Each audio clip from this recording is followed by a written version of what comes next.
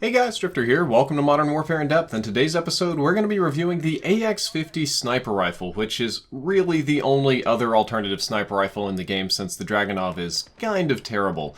And this is going to be a shorter episode than most because the AX50 isn't particularly complicated. That's because this is the sniper rifle of choice for 6v6 maps or quickscoping. It has a terrible range and a lot of things, but it has a really nice aim down sights time and some good ADS attachments, which is what we'll mostly be focusing on today. And this is going to be the very last time I point out that I'm giving away an NVIDIA GeForce RTX 2080 Ti, with the link to that giveaway down in the description. It's ending soon, so that'll be the end of this little section in depth, and we won't be doing that anymore. But let's talk about the damage on the AX50, or more specifically, the one-shot kill areas.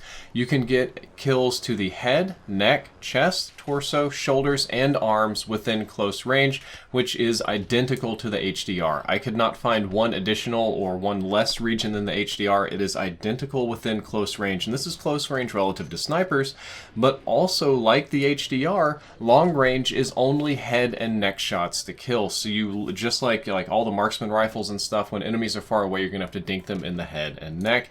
And yes, damage does increase over range, as we discussed in the previous episode. That's kind of a new thing they added to snipers in this game. However, the range on this one is lower than that of the HDR.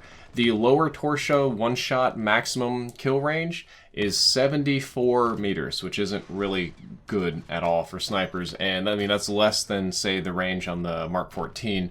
The forearms one-shot kill range is less than 50 meters, so that's pretty much small maps only, and even in some small maps you'll have a couple of sniper engagements that are longer than that, so you will get some wonky hit markers with this gun. We can take a look at attachments to see if it's improved a whole lot. The lightweight suppressor will decrease your range even further, and we're measuring torso ranges since those are really the important ones, down to 55 meters if you run the ever so popular lightweight suppressor. The monolithic suppressor seems to not really have much effect. It goes up to 76 meters from 74, so you get a 2-meter gain on that one, so I wasn't super impressed by that. I'm not exactly sure what went wrong there. And when we want to talk about the barrels that are added to the gun, you can get some nice changes with these. So the lower torso areas increase with the Syngard Arms Pro at 87 meters. The 17-inch factory barrel is 64 meters. And if you're hearing sneezing, that's Ozzy. He's got some sort of flu. I hope it's not the coronavirus. The 32-inch factory barrel will actually increase it up to 90 meters, which is nice, but it does significantly slow your weapon down. No crazy fancy sponsored section today, guys. Once again, I was unable to film, though the episode is sponsored by Astro Gaming. I'd appreciate it if you'd click the link in the description and pick up yourself a nice sexy pair of pink Astro A50 so that we can be twinsies the next time you see me at a convention, and if you use the link below, you'll get 5% off. Base aim down sights times are overall very similar to that of the HDR, 600 milliseconds. The Syngard Arms Pro is 633. The 17-inch factory barrel, you actually get a 100 millisecond improvement down to 500, which is quite nice. And the 32-inch factory is 650, so not too bad on that. But really the one is that 17-inch factory barrel.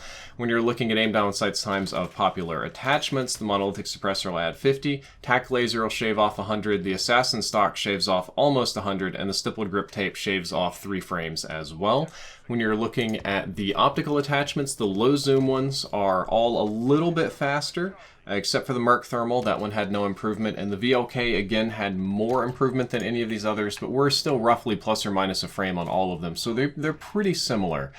When it comes to the longer range zoom sights, the variable sight again has no drawbacks as far as I can tell, whereas both of the thermals you do get a slight increase in aim down sights time.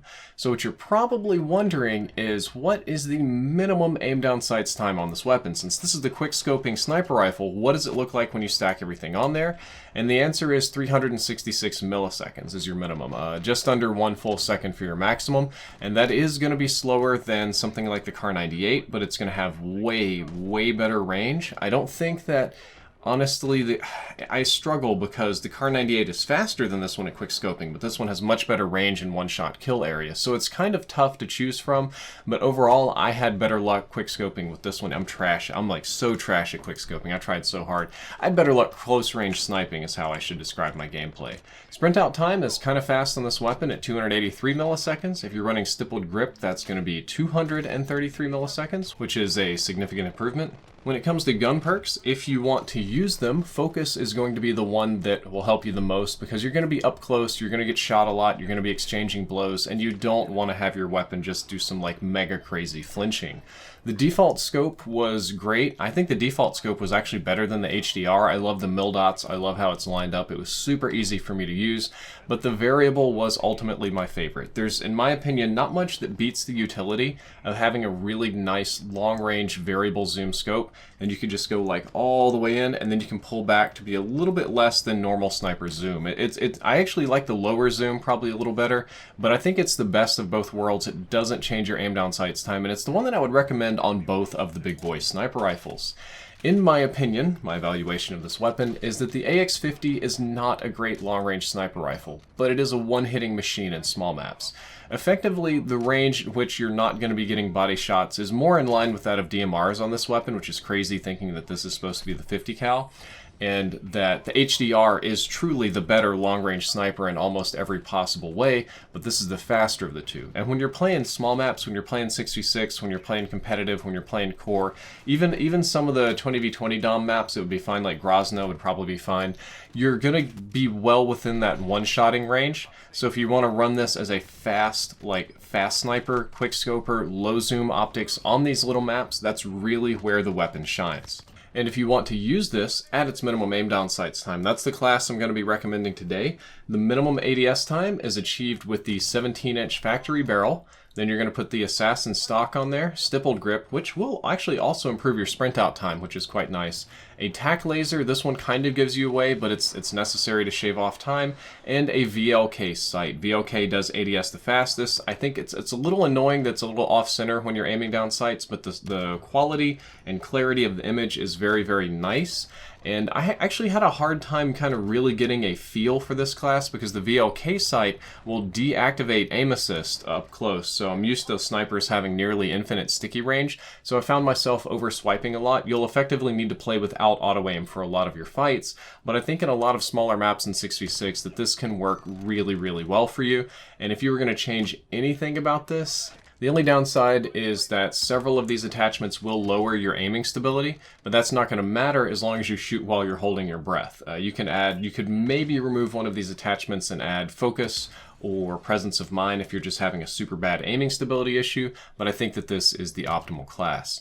Guys, that's all for this in-depth episode. I hope that you enjoyed it. I hope that you learned something useful. I'm aware that it's shorter than normal, but this was ultimately just a very simple weapon, and there wasn't a whole lot to discuss about it. It was very, very straightforward.